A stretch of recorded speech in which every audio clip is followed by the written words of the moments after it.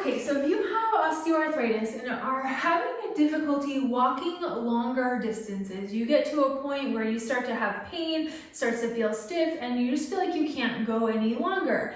But maybe you have a trip coming up, or maybe you want to be able to walk longer distances. This video is for you. So I'm going to tell you the top 2 reasons why it may be hard for you to walk longer distances, and then what to do about it, because knowledge is power. If we know why, it can open up so many doors.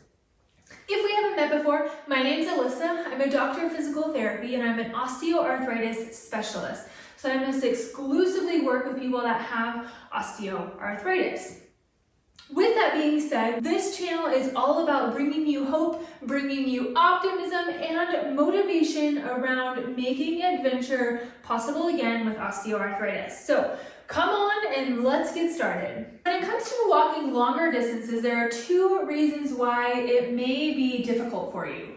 One reason is you may not feel comfortable putting all of your weight on one side. Reason 2 is the strength or stamina to be able to carry you through this activity for a longer period of time. So let's dive into each one of these. Number 1, a lot of times when I see, especially in hip and knee osteoarthritis, is you may be hesitant to put all of your weight on one side.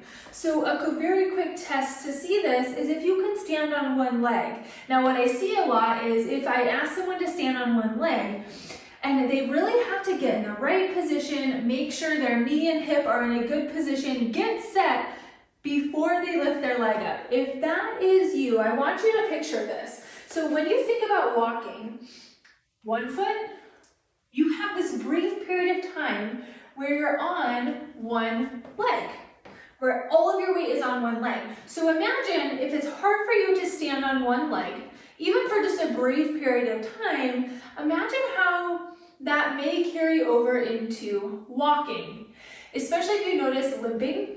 Limping is your body's way of compensating, saying, hey, I don't like to put weight on that leg. Hey, I don't like to put weight on that leg. So it makes it a lot shorter when you're limping because you don't like to put weight on that side. So a lot of times with hip osteoarthritis or even knee, limping can happen because your body's not comfortable putting all of your weight on one side.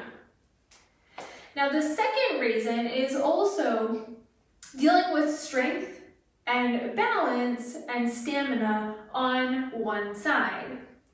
A lot of times when you're doing exercise and things, you may just be doing things on both legs. But if you look at stairs, we look at walking, we have to be confident on one leg. So if we're not training and doing movements like single leg squats, or which I know if you have osteoarthritis and are sitting there right now like, there's no way I can even do a double leg squat, let alone on one leg, there are so many ways that we can modify, which I'm going to show you today. But if you know, say that maybe one leg is weaker than the other, or maybe you can balance on one side, but you can't do it very well on the other. Or maybe your leg gets tired easily. You know that your right side tends to get more tired if you're doing, say, an exercise or something. You can't do as many on the other side.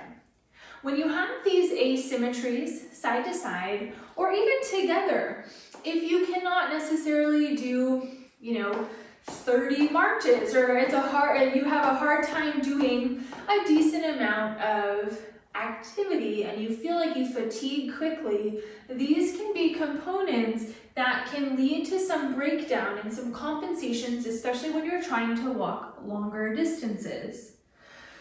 So we need to be able to put all of our weight on one side and tolerate that for lots of repetitions. But we also need to challenge strength, balance, and stamina to be able to carry us through walking longer distances. And honestly, they both kind of go hand in hand, because if we have the stability, the strength, and the balance, then standing on one leg becomes a lot easier. Sometimes though, if you've been limping for a while, then it's a little bit more of a confidence issue too, because you lose confidence in that side because you're not confident putting all of your weight there. So let's go through a couple of things that you can do. Number 1, I always have people start out with. And now you can actually grab a chair, or you can use a kitchen counter. You can use something for stability, which I always recommend when trying something new. So if I'm standing with the chair to my left, I'm gonna actually work the inside leg because I like to have an even support on this side and then support on this side. And one thing I want you to try to do is you're gonna step forward and back. Now, it doesn't particularly matter if you start on the side that you're having more pain or the side that you're not as confident on, because we will do both. I want you to see if there's any differences. Now, you're gonna step forward and step back. What this is doing is it's starting to focus on putting all of your weight on one side as you take that full step, forward and back. And so this obviously pretty well replicates walking, but you're on this side for a longer period of time because we want to build up that stability, that stamina, and the confidence. And then you would switch to the other side. And when I switch to the other side, I would either turn around or move the chair if you can. I'm just doing this for camera reasons, but you just get on the other side of the chair so you're moving that inside leg. Now, while we're here, the next movement would be to step sideways. Now again, you're focusing on putting all the weight on one side. Now if this feels pretty good, you can always remove the support. Obviously that's going to make it a little bit harder, but if you find yourself limping or really having a hard time stepping without the chair, use the chair. Get your body some good repetitions. It's not about who can get rid of the support the quickest. It's who can complete the most number of repetitions with good form, whether you use support or not. So please don't try to just get away without using support prematurely. Your shoulders should stay square as you're doing this. So if you're limping, use support. Then we would do the same thing on the other side, where we then would be on the other side of the support, and now you're stepping sideways. Those are two movements that I have people start with, typically, to start to build confidence on this side. Now there are lots of other things that you can do, but these are two to start with. Now, when we're building stability and strength and balance and stamina, there are obviously millions of exercises out there. The goal is to find movements that don't flare up your pain, but are working the right areas. So, one thing that I like to test first is when we're walking, you have to push off with your heel, or with your toes. So if I look here, as I'm walking, I have to push off. One common exercise that a lot of people do is just the simple heel raise, where you're raising up on your toes and lifting your heels. One thing I like to do is actually try where if you have one foot back in support and you just try to lift up on one leg, that back foot may come up a little bit, or you can keep it on the ground for more support. But this way you can see, oh wow, maybe this right leg is having a hard time, but when I do it on the left one, I don't necessarily have as much of a problem. Training the single leg calf raise can be easier to translate into walking because you don't always have the other foot to help you compensate. So that is number one, just a change on a relatively common movement. Now, number two is actually addressing balance, which this can then go back to being confident on one leg. So I usually like to start, so you could pick one of these two variations. The first one is just one foot in front of the other. Make them as close as you can, balance beam-esque. But then adding in an arm swing to this. You may feel your feet wobbling a little bit, and that's okay. If you need to, you can widen the front. But if that feels okay, and then you'll do it on the other side. If that feels okay, you can then bring those toes back so you're able to add still a little bit of stability from the other leg, but not as full as if you have your full foot on the ground. So we're taking away a little bit of that stability and then doing the same thing.